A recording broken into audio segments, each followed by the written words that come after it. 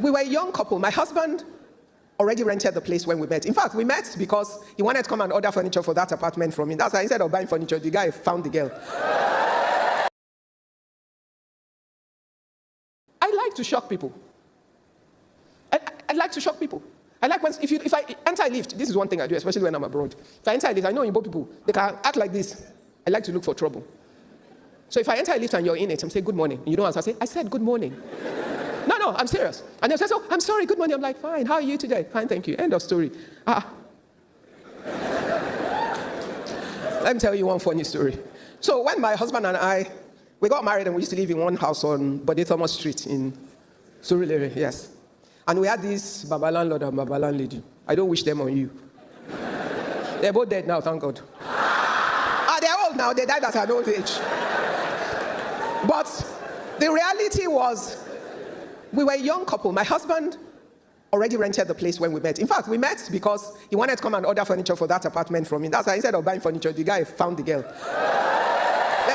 Let's continue. So I got paid to furnish the apartment I was going to live in. Okay. Anyhow, I don't think I realized that the Baba landlord and the Baba landlady, they had a daughter that I think was, they had already identified my husband as a good catch. Just wait.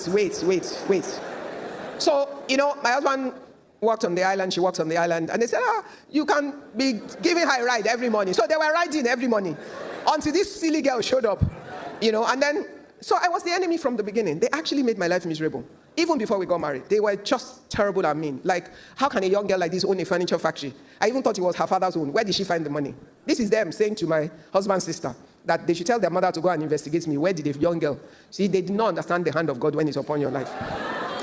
Anyway, that was one of those 1 million stories I could tell you about them. But one day, I was lamenting to my friend's mom that, when I greet them, sometimes they won't answer. She said, and that's your problem. I said, yes. How can I be greeting elderly people and they won't answer me? She said, walking on water alone. I said, mommy, how do you do that? She said, well, you say, good morning, ma. Yes, ma. Thank you, ma. Whatever. Life is simple. That once you greet them, imagine they've answered you, say the next thing, and say the next thing. And you know what? It works. Because instantly, I get the satisfaction as if I just had a normal conversation. I have used that thing as a weapon throughout my journey from that moment.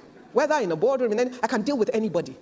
Why? Because I realize that you cannot offend me except I choose to be offended.